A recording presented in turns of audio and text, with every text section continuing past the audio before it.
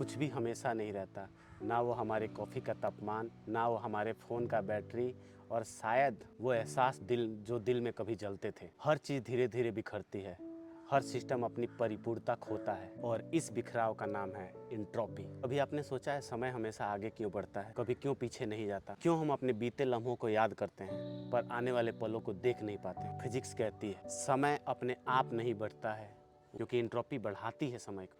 जब चीज़ें व्यवस्थित होती हैं तो सब कुछ स्थिर लगता है, सब कुछ शांत लगता है, और जैसे जैसे बिखराव डिसऑर्डर बढ़ता है हम उसे ही बोलते हैं समय का बहना। कॉफ़ी ठंडी होती है, मोमबत्ती बुझती है, लौट कर कुछ भी अपनी पुरानी अवस्था को नहीं जाती है, क्योंकि प्रकृति को बिखराव पसंद है। 18वीं शताब्दी में दुनिया भर में औद्योगिक क्रांति का दौर था, और हर देश एक ही सवाल से जूझ रहा था कि सबसे एफिशिएंट इंजन कौन बनाएगा। और फ्रांस के एक नौजवान इंजीनियर थे जिनका नाम था सादी कार्नोट। हर वो इंसान जो फिजिक्स थोड़ा जानता है, केमिस्ट्री जानता है, उसने कार्नोट के बारे में पढ़ा है, कार्नोट इंजन के बारे में पढ़ा है। इंजन के कंसेप्ट को यूज करके आज सारी इंजन्स काम कर रही हैं आपके पास, petrol engine, diesel engine, even steam engine भी। वो तो एक सैनिक के साथ में क्या थे, वो एक सपने देखने वाले भी आदमी थे। उन्होंने ये सोचा कि मैं एक ऐसा इंजन बनाऊं जिससे ज़्यादा इफिशिएंट कोई इंजन ना हो, और मैं समय के बहाव को रोक सकूं। फिर उन्होंने लिखा कोई भी इंजन एक रिवर्सिबल इंजन से ज़्यादा एफिशिएंट नहीं हो सकता है। फिर कार्नोट की मौत हो गई, और उसके बाद आते हैं रुडोल्फ क्लॉसियस। रुडोल्फ क्लॉसियस ने कहा कि ऊर्जा नष्ट नहीं होती है, लेकिन उसकी उपयोग करने की क्षमता हर प्रक्रिया में घटती जाती है, और वहीं से शब्द पैदा होता है इंट्रोपी। अब इंट्रोपी का मतलब क्या है? सरल शब्दों में बोला जाए, बिखराव, अव्यवस्था एंड अनिश्चितता। आप एक कमरे के बारे में सोचो, उस कमरे में आपने कहीं पे एक पॉइंट पे इत्र इत्र जो होता है उसको आप छिड़क दो, या रूम फ्रेशनर को छिड़क दो।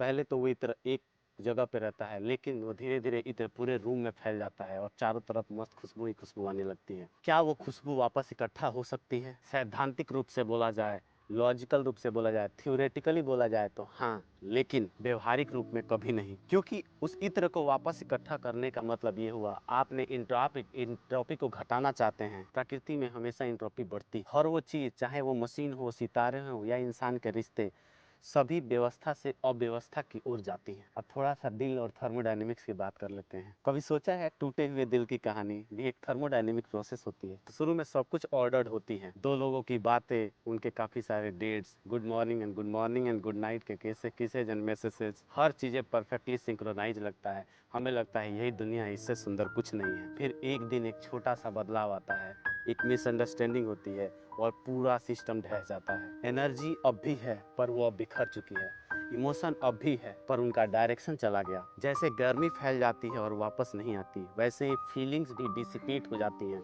बिखर जाती हैं। प्यार खत्म नहीं होता, बस उसकी ऊर्जा का दिशा बदल जाती। पूरे ब्रह्मांड में यही चल रहा है, सितारे जल रहे हैं, ग्रह ठंडे पड़ते हैं, आकाश गंगाएं एक दूसरे से दूर हो जाती हैं। एक दिन ऐसा आएगा जब सब कुछ ठंडा हो जाएगा, निष्क्रिय हो जाएगा, फिर कोई परिवर्तन नहीं होगा, कोई जीवन नहीं, कोई कहानी नहीं। इसे कहते हैं the heat death of universe. क्या बोलते हैं इसको? The heat death of universe. जब इंट्रोपी अपने चरम सीमा पर जाएगी, पर उस दिन तक हम सभी अपनी छोटी छोटी ऊर्जाएं खर्च करते रहेंगे, कॉफ़ी बनाने में, दोस्तों से बात करने में, और प्यार करने में। क्योंकि हर रिश्ता, हर जुड़ाव इंट्रोपी के खिलाफ एक छोटा सा बगावत है। सो अगली बार अगर आपकी कॉफ़ी ठंडी पड़ जाए, या कोई रिश्ता टूट जाए, या आपका सपना फीका पड़ जाए, तो याद रखना बस ये एक इंट्रोपी का खेल है।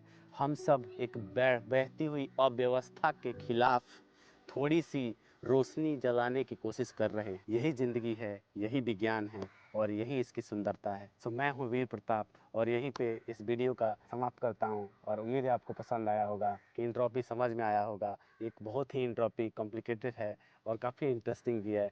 वो इंट्रोपी ही है जिसके वजह से, मान लो आप ऊर्जा को बार बार बदलते हो, तो हर बार कुछ ना कुछ ऊर्जा का नुकसान होता है। कहने का मतलब ये हुआ कि जितनी बार नुकसान होता है, वो सारा का सारा इंट्रोपी को बढ़ाने में चला जाता है। इसीलिए आप सबको पता है कि जो गाड़ी में, मान लो अगर गाड़ी में किसी ने इंजन में तेल डाला, तेल डाल के किसी ने गाड़ी चलाया, वहाँ से ऊर्जा जो होगी एक से दूसरे फॉर्म में कन्वर्ट होती है। अगर गाड़ी चल रही है, उससे आपने क्या किया कि एक पंखा चलाया, तो फिर क्या होगा, ऊर्जा एक जगह से फिर दूसरी जगह ऊर्जा ट्रांसफ़र हो रही है। जितनी बार आप ऊर्जा को ट्रांसफ़र कर रहे हैं, हर एक बार कुछ ना कुछ ऊर्जा जो होगी वो बाहर यूनिवर्स में जा रही है, जो कि एंट्रोपी को बढ़ा रही है। कुछ भी हर एक टाइम जब भी आप क्या कर रहे हैं, किसी को साथ में आप रिलेशनशिप में जा रहे हैं, किसी के साथ में आप क्या कर रहे हैं, बहुत ही क्लोज बॉन्डिंग करने जा रहे हैं, आप किसी के साथ में आप रिश्ते जोड़ते हैं, ये सब में आप एंट्रोपी के खिलाफ एक बगावत कर रहे हैं। इसी वजह से अंत में सब कुछ धीरे धीरे बिखर जाता है, क्योंकि दुनिया को यही, यूनिवर्स का नियम यही है कि यूनिवर्स को बिखराव पसंद है। सबने सुना है बिग बैंग थ्योरी के बारे में। चलिए मिलते हैं अगले वीडियो में, तब तक के लिए नमस्कार।